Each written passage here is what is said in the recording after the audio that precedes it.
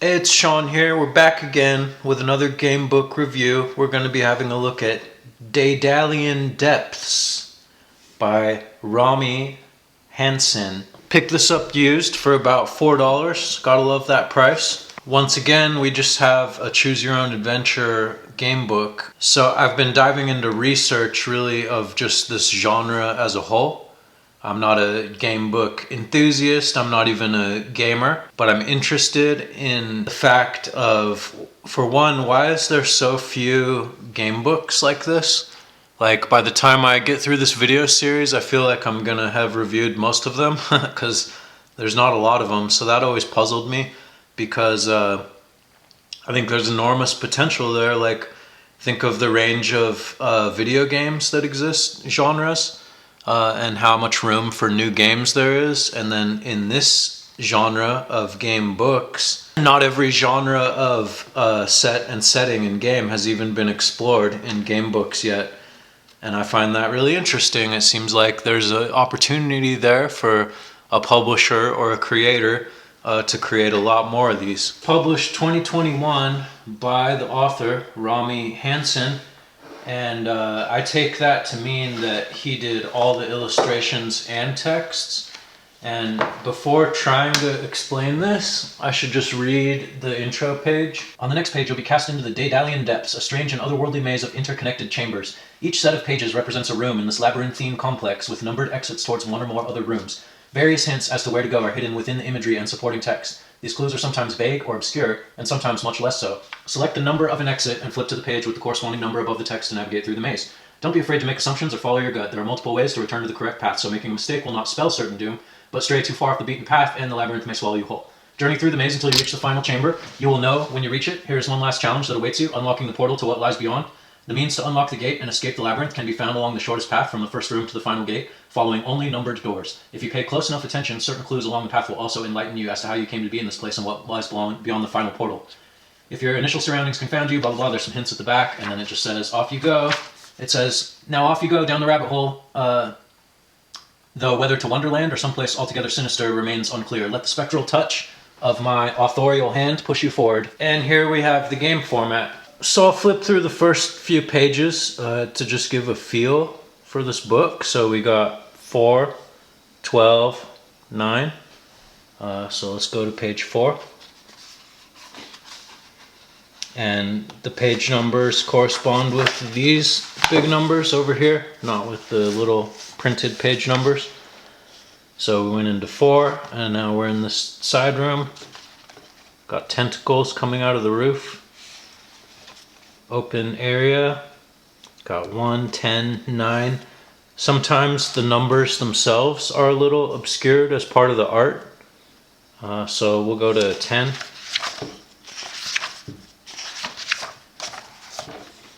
This one's looking a little darker. The Hallway of Thorns, and some fat stone statue cooking on a fire, and random trees engraved in the stone. Shafts of light. You get the idea, so I'll just flip through some of this. You can see some of the drawings.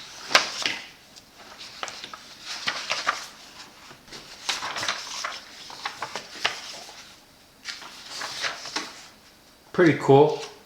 The text is just minimal. It just kind of tells the sights and sounds and how you're feeling and gives little subtle hints, but it's not really text-based. It's really about the images here.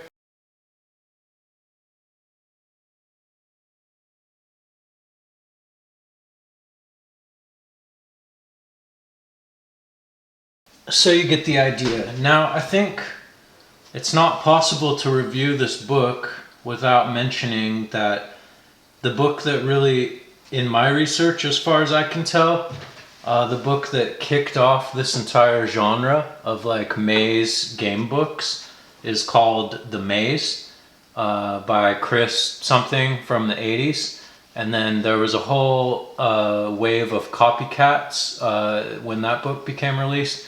And that book had tied to it a contest. There was something like a $20,000 contest for solving the puzzle, and they expected that the puzzle would never be solved, or I don't know, was it ever solved?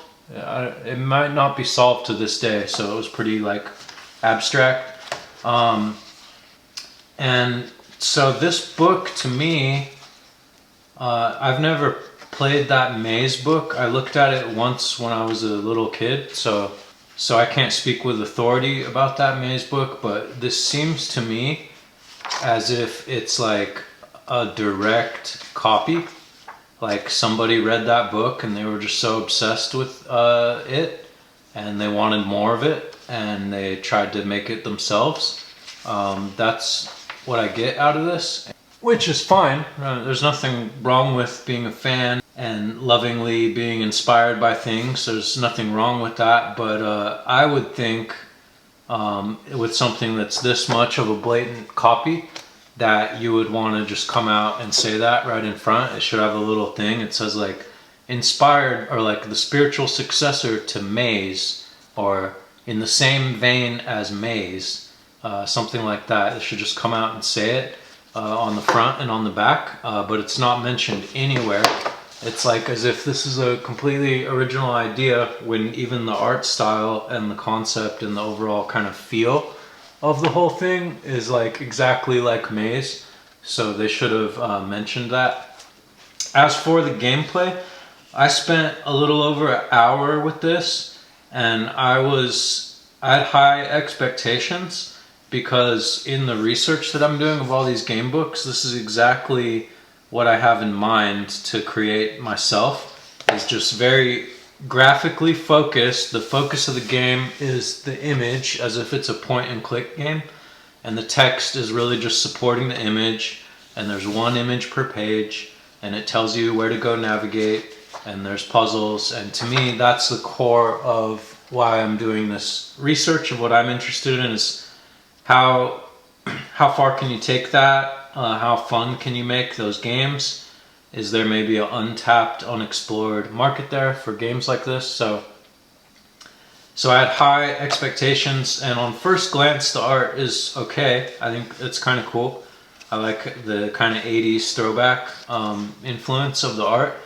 But when you start looking at it closer, there's a lot of things that are weird. Like, I mean, obviously it's supposed to be weird, but there's like consistency issues. Like, take a look at how this ceiling is rendered. Very clean, very fixed, straight architectural lines, certain shading style. And then take a look at how this one's rendered. It's more impressionistic and sketchy, and the edifice is just kind of sketched in with sketch lines, and it's sloppy. And then you have random like Photoshop elements where onto the hand-drawn art, they've just dropped in with Photoshop certain elements. There's some where it just doesn't even fit in, and I think that was a stylistic choice. I think maybe it's supposed to highlight hints, like right here, this helmet with wings down here. Like, if you look at this, the style is not in the same style as any of this stuff. This is all hand inked.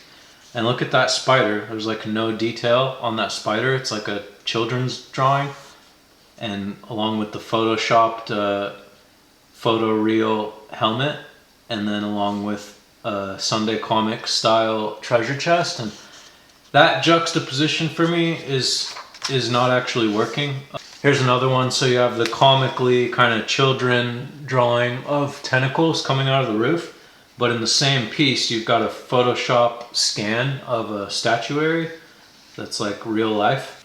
That doesn't work so good for me on the art. I think you need to enter the world of the book, and you need to suspend disbelief for players.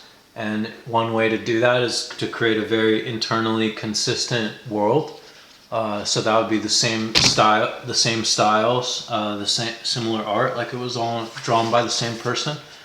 And I don't think this is achieving that. And then, so also after an hour playing, I was extremely frustrated because I'm not like the smartest person in the world, but I'm an okay puzzle solver. I'm an okay systems thinker and problem solver.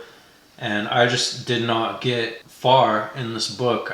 Right off the beginning, you have very poor clues, and it sends you in very small circuit loops, just going between about 4 or 5 rooms, maybe 6 or 7 continually, and not giving you anything. It doesn't give you the slightest bit of slack.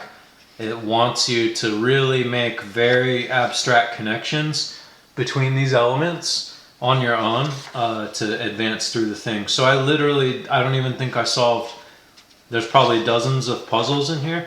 I don't even think I solved one puzzle because it was not coherent to me. Once I figured out this wasn't going to be that fun for me, I went ahead and went online and I just read some of the forums about people discussing the puzzles and hints and solutions, and that made me completely over it. I was like, okay, fuck this book. If that's the way the puzzles work, like I'm not that interested. So for example, you have like a 4 here and these numerals, and then so you have this painting here.